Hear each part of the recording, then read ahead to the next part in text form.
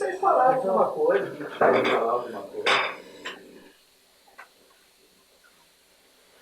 Me surpreendeu um pouco. Assim, no sentido, é uma pancadaria, né? Tem momentos que eu achava que eu tava no Duro de Matar, assim, os caras pulando. Aquela pancadaria toda de fundo. O cara, o ator principal, que não tem nome, né?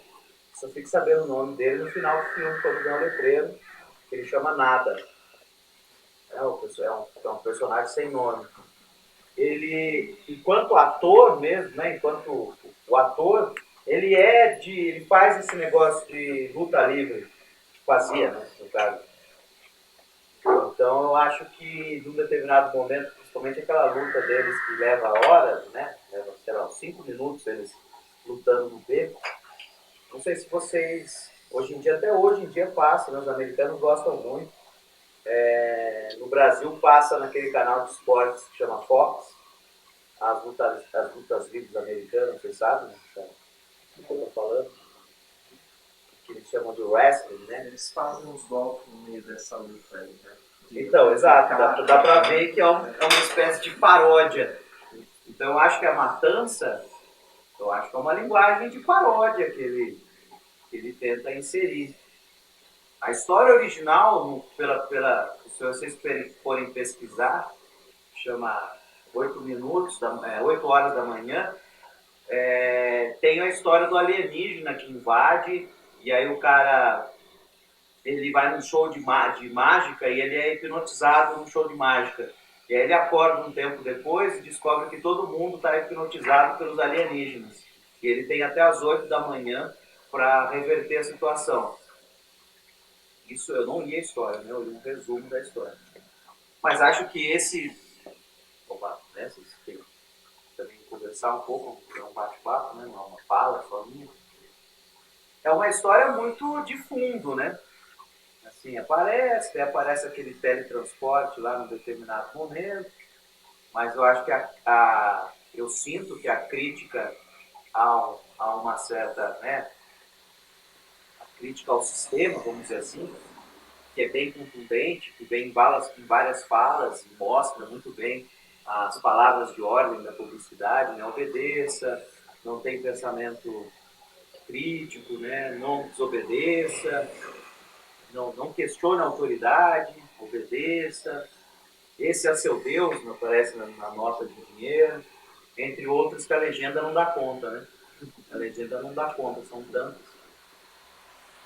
Tem um filósofo, inclusive, que chama Slavoj Zizek, que ele usa vários filmes para falar de várias coisas, tem até um documentário são vários temas, e ele usa esse filme num determinado momento para falar exatamente do conceito filosófico de ideologia, né, como sendo essa espécie de verniz que se passa para esconder as verdadeiras intenções.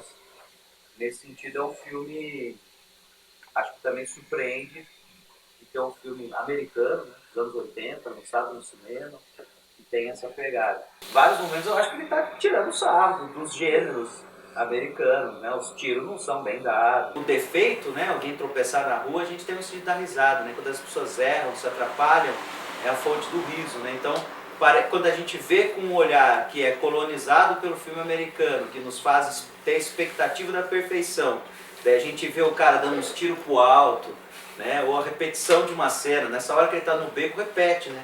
Ele mata o cara toma um tiro, ele faz assim. Só que logo depois a cena, o cara tá lá de novo, né? Na cena. Então esses errinhos servem para você, de certa forma, questionar o tipo de filme que quer ser perfeito, quer te fazer imergir numa realidade bem perfeita. O cara de barbichinha que vira, né? Depois aparece com o Smoker, que ele tá lá, ele fala que a gente se vende todo dia, né? Então por que eu não vou me associar a eles, né? Quando eu estava pesquisando algumas coisas para falar para vocês, o John Carpenter disse que ouviu essa fala de um cara, né, de um capitalista e tudo mais, e por isso que ele resolveu inserir como uma fala de alguém. Um cara dono de empresa. Ele escutou um discurso e lo metió. Isso, como se fosse uma fala de alguém. porque ele dá declarações que ele de fato estava criticando aquele momento dos anos 80, que era do Ronald Reagan. El sueño americano, ¿no? O diretor? Ronald Reagan postulaba el sueño americano, compre, sim. consuma. É, Eso. por isso que eu tentei dizer que esse era declarado do diretor que ele tinha essa intenção de fazer uma crítica a esse sistema. Y Ronald, ¿esto qué fue? ¿Marginal en su momento? Este film, en los 80 en Estados Unidos. El Acho mundo- que foi. Quando eu pesquisei, a pesquisa dizia assim, era uma linha que dizia assim, que o filme foi rodado em 4 semanas em Los Angeles e ele custou 3 milhões de dólares, que é bastante até para a época, com um filme tão bem. Talvez eles tenham gastado muito com publicidade, né? E ele estreou no primeiro fim de semana, ele já tinha ganho 4 milhões, então ele já se pagou inteiro no primeiro fim de semana. Daí ele passou 2 semanas no top 10 e depois foi completamente esquecido. Eu cheguei a esse filme exatamente por conta dessa fala desse filósofo chamado Slavoj Zizek, que fala de ideologia, por conta de que das palavras de ordem mesmo, né, da publicidade enquanto palavras de ordem, porque eles nos mandam fazer coisas, né, que a gente estava conversando na sexta. A cerveja que desce redonda, né? Compre a minha cerveja que ela desce redondinha. Nem sei se é esse mais o slogan, né? A publicidade faz palavras de ordem, né? A televisão nos passa palavras de ordem, fala assim, não saia daí, fique com os nossos comerciais, a gente já volta. Ela nos manda a todo momento. Imperativo, né? Imperativo total, como eram o que o óculos permitia que eles vissem, né? Só os imperativos, né? O óculos Obedeça, produzia, né? Aquele asleep, né? Fique sonolento, né? Tenha o hipnotizado. Então... E aí, quando eu vi o filme, eu falei assim, nossa, que filme da hora, é um filme bem B, né? Super de acuerdo. A gente costuma, quando estuda a história do cinema, costuma pegar alguns gêneros de filmes e colocar como sendo aqueles caras que tentaram fazer filmes de autor dentro de Hollywood. E você sempre encontra o Taxi Drive, né, o Martin Scorsese, o Coppola, com alguns filmes, né, o Coppola sempre tem aquela trajetória errante dele, né, que ele fazia o Poderoso Chefão, aí ele fazia ganhava rios de dinheiro, ele fazia os filmes que ele queria, daí ele era um fracasso na bilheteria, daí ele voltava a fazer um Poderoso Chefão. A gente já abordou isso muitas vezes, né? Que o Coppola tem, ele fez o Apocalipse Sinal, foi um fracasso total, ele gastou toda a grana dele, daí ele teve que fazer o Poderoso Chefão 2. Na sequência, ele faz um outro filme que não deu sucesso nenhum, que chama A Conversação, o Gene Hackman, bem interessante. Se vocês tiverem a oportunidade de procurar e ver por aí, ele foi remasterizado esse filme, então às vezes você acha por aí, né, quando você visita uma livraria cultural, a livraria cultura ainda existe, né? E Saraiva, da vida, tem bastante filme parado lá, às vezes tem, eu já vi esse filme lá, fiquei com vontade de comprar, mas dá pra baixar o torrent também. Pode baixar o torrent. A Conversação, um filme interessante, então a gente estuda esses caras como que fizeram alguns filmes que, vamos dizer assim, tem alguma crítica social, né? Por exemplo, Taxi Drive é uma crítica ao cara que voltou do Vietnã completamente desajustado, né? Vocês viram Taxi Drive ali? Não. Alguns viram, não. O cara volta, o Taxi Drive é dos anos 70, o Robert De Niro, né, o ator principal, ele é um motorista de táxi na madrugada. Ele não consegue dormir, então ele vira motorista de táxi na madrugada. E aí ele convive com a galera que vive a madrugada, né, os traficantes, as prostitutas e tal. E aí ele vê algumas cenas, ele meio que tem uma paixão meio platônica por uma prostituta, e aí ele vê ela sofrendo na mão do cafetão, de clientes, ele meio que vira um justiceiro em função dessa situação. Resumir meio por aí. Ou seja, tinha incluso aí uma certa crítica ao cara que voltava do Vietnã, né, que ele não conseguia se encaixar na sociedade. Assim como o próprio Apocalipse Sinal, né, que é uma narrativa de crítica ao... Vocês viram Apocalipse Sinal? Também não. É um filme bem crítico à Guerra do Vietnã, principalmente na sua versão mais longa, né? Pra ver, a gente passou a versão mais longa, né? Foi. Que tem algumas cenas que... Senão depois se deu bem, né? Ele ganhou o Oscar, ganhou muita coisa. Aqui demorou muito pra sair o filme. E esses dois filmes, por exemplo, não são filmes esquecidos, né? Eles sempre circulam, tem o seu público, as pessoas mais ou menos conhecem esses filmes. Mas para fazer uma relação de como Hollywood trata do tema, por exemplo, a própria narrativa do Rambo 1 é assim. Vocês já viram o Rambo 1? Sim. O Rambo 1 é assim. O Rambo ele vem numa cidade, ele é um cara que vem com o trem, sabe? Que nesse filme vem com o trem. Né? Ele surge numa cidadezinha e ele é o cara com uma mochila nas costas, que ninguém sabe o nome dele, não sabe de onde ele veio. É parecido com nada aqui desse filme. Então talvez tenha até alguma paródia nesse sentido. E ele é abordado por policiais e mal abordado, né, de um jeito autoritário e tudo mais, e ele meio que se revolta com os caras. E aí, só que é Hollywood, né? Esse filme tinha a pretensão de ser um filme de sucesso. Então daí revela-se que ele é um grande herói de guerra, que ele conhece várias artimanhas, ele é um sobrevivente da guerra, que ele foi torturado pelos vietnamitas. Ele conhece várias técnicas de sobrevivência, daí ele se vinga desses caras que perseguiram ele. O Rambo 1 ele é meio que um desajustado que chega numa cidade. Ele é um cara que ninguém não sabe o que fazer com esse... Né? Aí ele é uma arma letal. E aí um general, que foi general dele no Vietnã, chega na cidade e fala: vocês não sabem com que vocês estão lidando, esse cara é uma arma de guerra do governo americano. Daí ele que consegue, de certa forma, recrutar o Rambo para os outros filmes, né? Que daí o Rambo, no Rambo 2, ele vai salvar americanos que continuaram presos lá no Vietnã. No Rambo 3 ele vai salvar e ajudar os americanos na Guerra do Golfo, no Iraque, né? E eu parei aí, eu não sei até onde vai o Rambo. Eu não sei se tem mais, quantos Rambos são. Só lembro desses. Ou seja, é o típico herói que defende o ideal, que é uma máquina de guerra, do marine americano. Quantos filmes tem dos marines americanos que resolvem, né, uma série de problemas, né? Aí esse filme tem um paralelo, que é um cara que chega do nada, né? Tem essa cena que quando eu vejo hoje em dia, eu penso nessas cenas de tiroteio americano, né? Esse cotidiano que os Estados Unidos têm do cara que entra armado no lugar e mata todo mundo, né? Principalmente aquela hora que tem no banco, né? Quando ele entra, parece que ele escolhe aleatoriamente e começa a dar tiros, só que ele está dando tiros nos ETs, né? E aí isso tem um componente bastante, não sei se estava no escopo ali que também, né? Ele tá trabalhando, mas talvez seja algo que possa ser pensado também no filme, né? Porque Alien, alguns usam Alien como um termo pejorativo para quem é estrangeiro nos Estados Unidos. Se você perceber a galera que está no descampado, são rostos estrangeiros, né? Tem japoneses, coreanos, pessoas de expressão latina, não tem muitos ali do americano branco, né?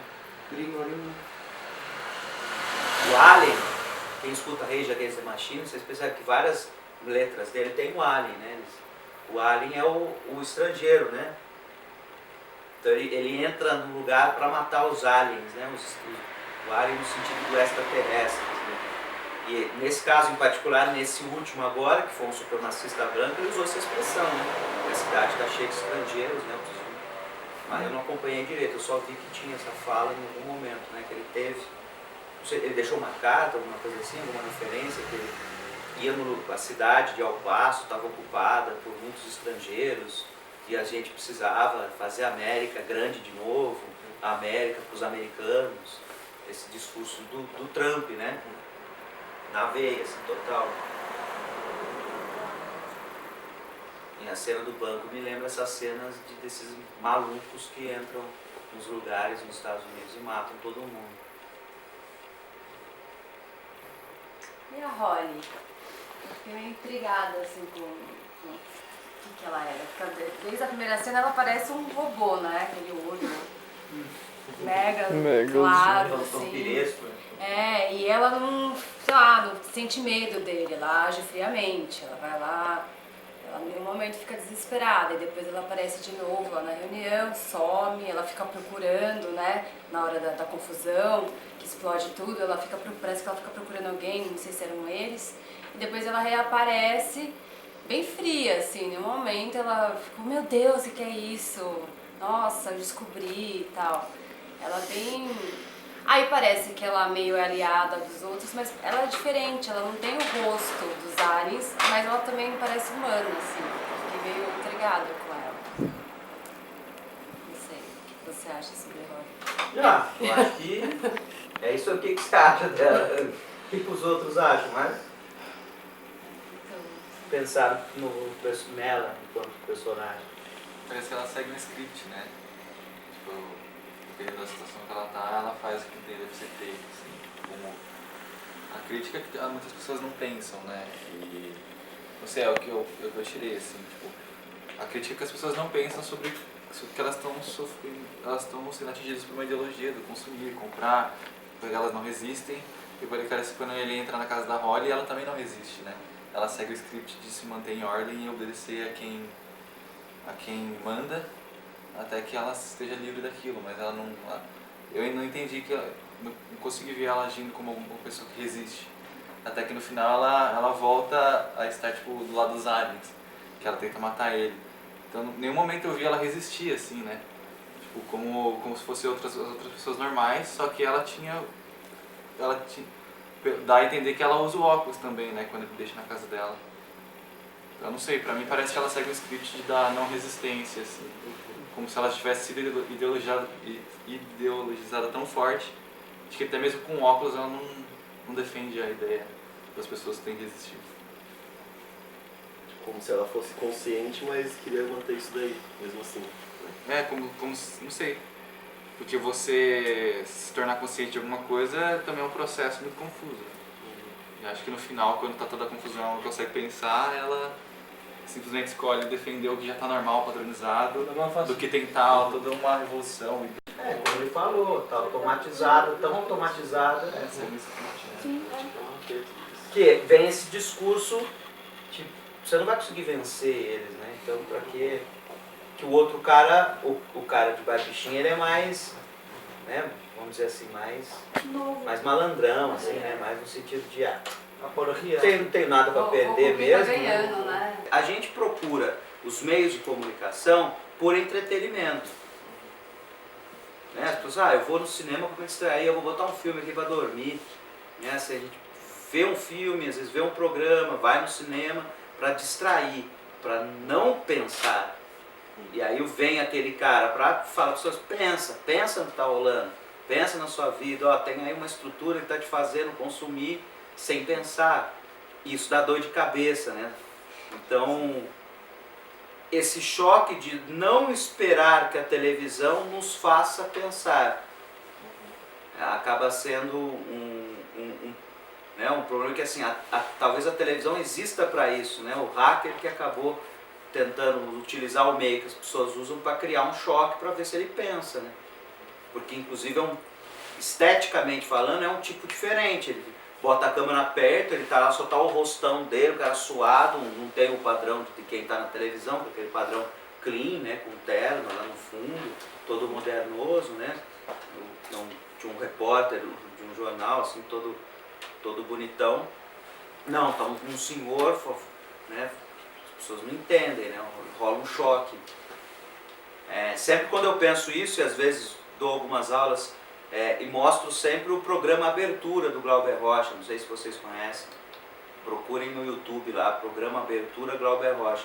O programa Abertura é um programa da TV Tupi nos anos 80, no fim dos anos 70, acho que é 78, 79, tinham uma espécie de colunistas que faziam programas.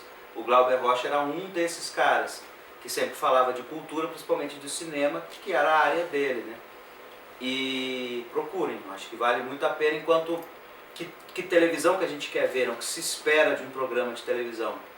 E aí o Glauber Rocha, ele é um cara que fugia completamente desses padrões da televisão.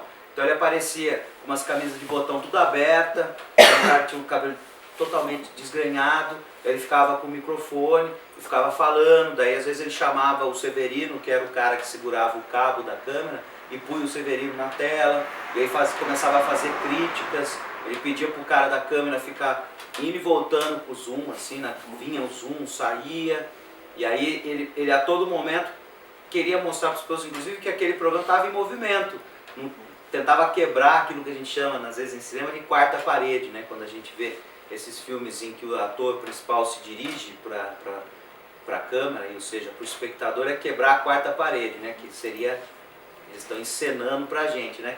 Então ele quebrava isso, ele a todo momento tentava mostrar os bastidores daquilo que estava sendo filmado. Acho que vale muito a pena. Tem um dos mais interessantes que vocês podem começar, que ele começa falando, vai ser lançado um filme do Super-Homem. Daí ele diz assim, atenção pais, ele ficava saindo com o microfone assim, não exibam Super-Homem para os seus filhos. Eles não podem assistir esse filme, né? Que eles vão adquirir essa ideologia americana de que existe um personagem que consegue resolver todos os problemas, que é o super honesto, que é super, inclusive, bonito, né? Que vai resolver os problemas, que vai vir e salvar todo mundo, que existe o bem e o mal bem delimitado, você sabe quem é o bonzinho, quem é o malzinho, e ele fala assim, pais, não façam, não deixem assistir. Aí ele continua, vai falando que o mote da reportagem dele, na verdade, era dizer que uma sequência do Super-Homem, né, um filme do Super-Homem, pagava o ano inteiro da Embrafilme, que na época era a empresa brasileira de cinema, de filmes, né? A empresa brasileira de cinema, que era uma agência do governo que financiava filmes. Essa agência foi extinta pelo Collor, e aí quando teve o governo Fernando Henrique, foi substituída pelas diversas leis, a principal delas era do Sérgio Paulo Rouanet, ficou com o nome dele, que eram as leis de incentivo que passaram a financiar indiretamente, ou seja, tinha uma agência governamental que pagava o filme. Na época do Glauber tinha a Embrafilme. Ele está falando, uma sequência do Super-Homem paga o cinema inteiro brasileiro de um ano de cinema brasileiro. E aí os brasileiros não assistem o cinema brasileiro. Aí os espectadores não estão acostumados com a cara do brasileiro. Daí ele chama o Severino. E o Severino é bem um nordestino, o fenótipo bem, e eles estão todos suados, assim, você vê os caras suados, com as camisas, assim. E aí ele começa a pegar umas máscaras, tipo de vampiro, de demônio, de carnaval, e ele fala assim, eu vou tirar as máscaras dos produtores de cinema, porque assim, eu quero saber se esses caras que estão aí sabem fazer cinema mesmo, e quem sabe fazer cinema tem que vir aqui e botar o Severino, olha aqui o Severino parece o César, e vai criando uma cena meio que no improviso e falando várias coisas. Assim, vários aspectos da visão dele de cultura brasileira. E tem assim 6, 7 minutos. Tem outros que é interessantíssimo. Tem um que ele para um cara na rua que chama Brizola. Na rua, assim, tá no Botafogo na rua, ele para o Brizola na rua e começa a conversar sobre política, porque o cara chama Brizola, né? Só que não é o Brizola, o político do Rio. O Brizola é gaúcho, mas né, fez a carreira política no Rio depois. E aí ele começa a falar de política com o Brizola. Então acho que vale muito a pena nessa pegada de assim, qual que é a expectativa da gente enquanto espectador, já que né, essas palavras inclusive têm a mesma origem, expectativa enquanto espectador, quando a gente vê a televisão, atrás do que a gente está afim. Né? Tinha outro programa que era mais ou menos essa vibe, só que antes, acho que no fim dos anos 60, que era o Gil Maravilhoso, ouviu falar? Não. Que na verdade foi estreado pelo Caetano Gil na época do Tropicarismo. Eu acho que foi no início dos anos 70.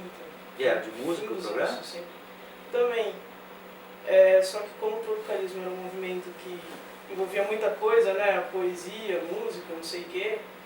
E eles também faziam várias críticas ao cenário político de ditadura que estava rolando. Tipo, os caras cantavam apontando arma na cabeça em cima do palco. Tem no YouTube pra gente procurar? Não tem nenhum registro.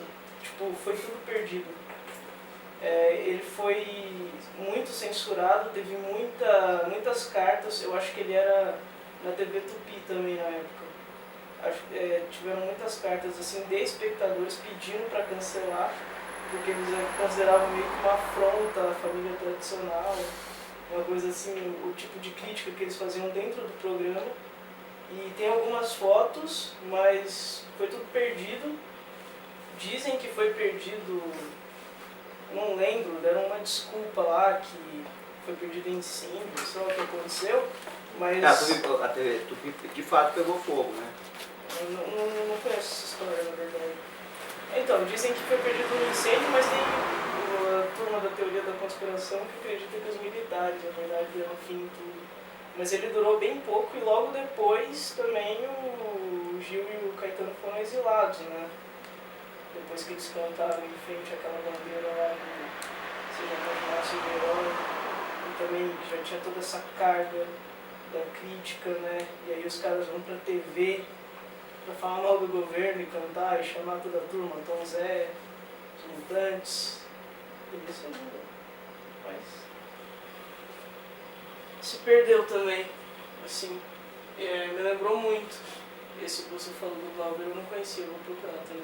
Eles têm vários, tem que você procurar. É polêmicos, tem vários que são polêmicos, tem um que ele elogia o Figueiredo, eles estão nesse momento de abertura, né? Por isso que chama abertura, ou seja, é um momento um pouco mais, está um pouco menos, o regime já não está tão violento, né? Inclusive já é um ano, é um período que passa a ter mais questionamentos ainda, né? Eu acho que o Divino Maravilhoso foi bem ali, também perto do AI-5, né? Os caras estavam pegando bem pesado na censura já, então